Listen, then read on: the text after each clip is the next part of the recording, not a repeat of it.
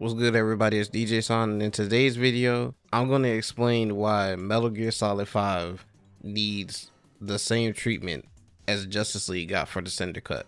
I was sitting there watching Justice League, and I was kind of thinking, because I think about Metal Gear stuff like a lot. If I were to actually break down how much I make Metal Gear references and just be thinking about the game, it would honestly be sad, how much I think about this game. I'm sitting there watching the movie, thinking about the game, and I'm like, yo, if they really gave the game back to Kojima, they could really do a Hideo cut or Kojima cut or whatever you want to call it. So what would that entail? Don't worry about it. I'm about to tell you, baby. Before I get into it, be sure to leave a like if you liked the video. It really helped me out. And subscribe for more Metal Gear content. I'm going to keep throwing this stuff at y'all. I'm going to keep coming at y'all with what ifs and all that. I got all that filled. But without further ado, let's get into it. So I'm gonna keep this short for y'all. I only got 3 reasons why I think this has a Snyder cut, but with these 3 reasons, I feel like I nailed it on the head. So let me know if y'all think the same.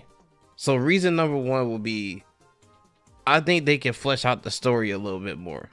I think they can turn the tapes into actual cutscenes, and that would give people a lot of the background, a lot of the backstory that they're missing. Because if you don't listen to the tapes, Metal Gear Solid 5 just seems empty. It seems like there's a lot of stuff that's just happening and you're like, why?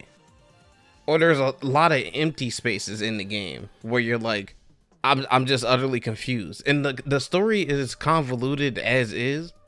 So somebody shouldn't have to go into the tape section and just listen to what's happening while they're running around. I feel like that stuff should have actually been cutscenes.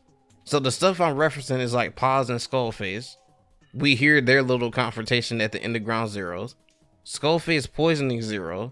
That should have been an actual cutscene, because I actually listened to the tape with that, and man, if that was a cutscene, it captures just tension, and you're like, yo, what's gonna happen? And all of this is just from audio. So I could imagine how it's like reading a manga and waiting for it to be animated into the anime. That's how I feel about these tapes.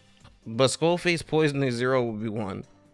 And then the big one would be Ocelot arguing with Zero about creating a second big boss while they're in the hospital. I'm pretty sure a lot of people don't even know that happened. The whole reason Ocelot was there was because they moved Big Boss and Venom Snake when they were stable enough to be moved from the helicopter accident into Zero's hospital, and Ocelot was there.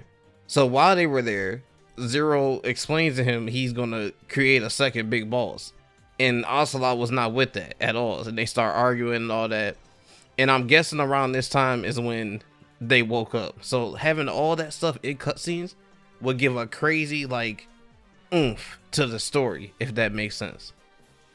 So reason number 2 is seeing what both big bosses are doing at once. So if anybody played Devil May Cry, you know how you play as Nero and you go back to Dante and then you go to Nero and then you switch to V.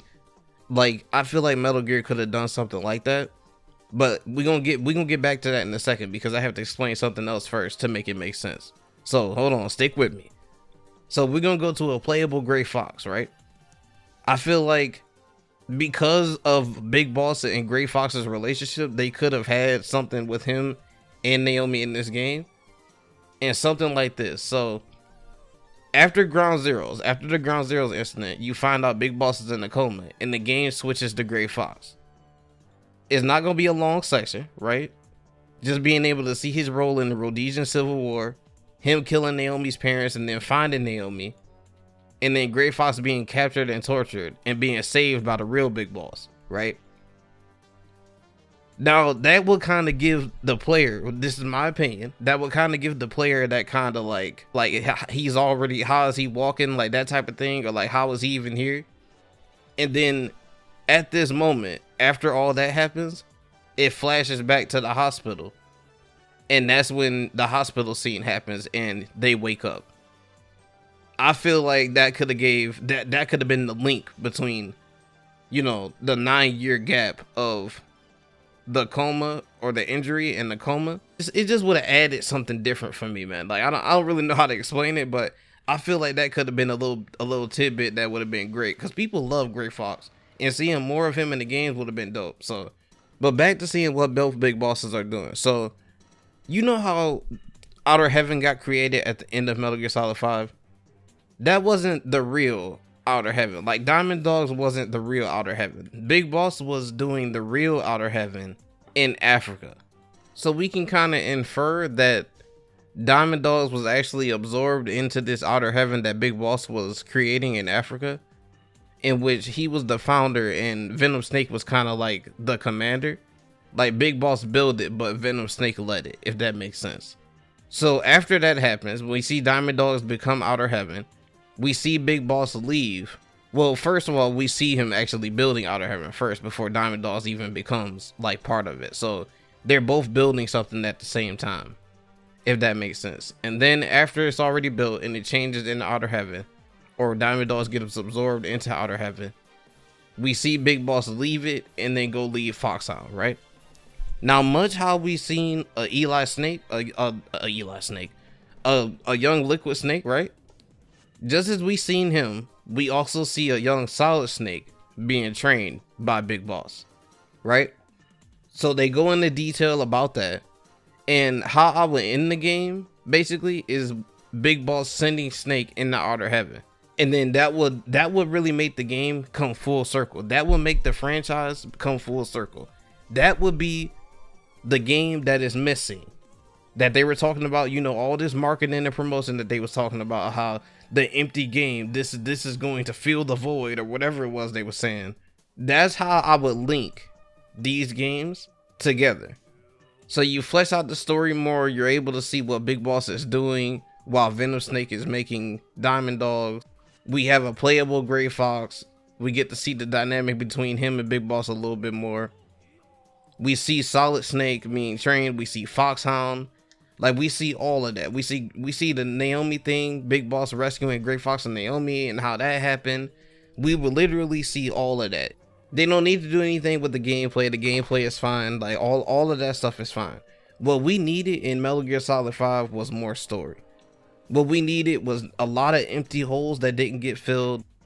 A lot of how did this happen that wasn't answered. A lot of where is this person, or why, what is Big Boss doing? There was a lot of just question marks around. And the reason why I can't say MGS5 is a good game is because I don't feel like it really answered anything. The only thing it answered was how Big Boss died twice. And he didn't die twice because there was two of them. That's the that could have been explained in like a 15-minute DLC cutscene. Like, we didn't need a whole game for that. You know what I'm saying?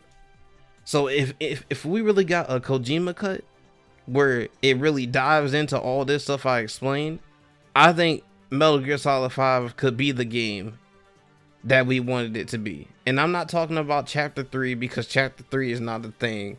Like, the game was finished. Like, all that stuff that people were saying when the game came out and they were just met with this ending, the quote-unquote truth, the game was done. The game was done, but I feel like he didn't have enough time to flesh it out like he really wanted to flesh it out. So with that would be my story for how I would do the Cinder Cut. Now, I'm not Kojima. His brain is bigger than mine, way bigger than mine. So he probably would have something crazy to come up with other than what I just made with from these 3 points. But with that, I'm going to wrap the video up, guys. Let me know what y'all's Cinder Cut will be in the comments down below. Or if y'all even think it needs a Cinder Cut. What would y'all's cut of Metal Gear be? If y'all could flesh out the whole story of Metal Gear Solid 5, if you could add, if you could take away, what would your version of Metal Gear Solid 5 look like? Or would you do anything at all? Let me know in the comment section down below. And until the next video, sayonara, baby. Yeah. I'll catch y'all in the next video. Peace.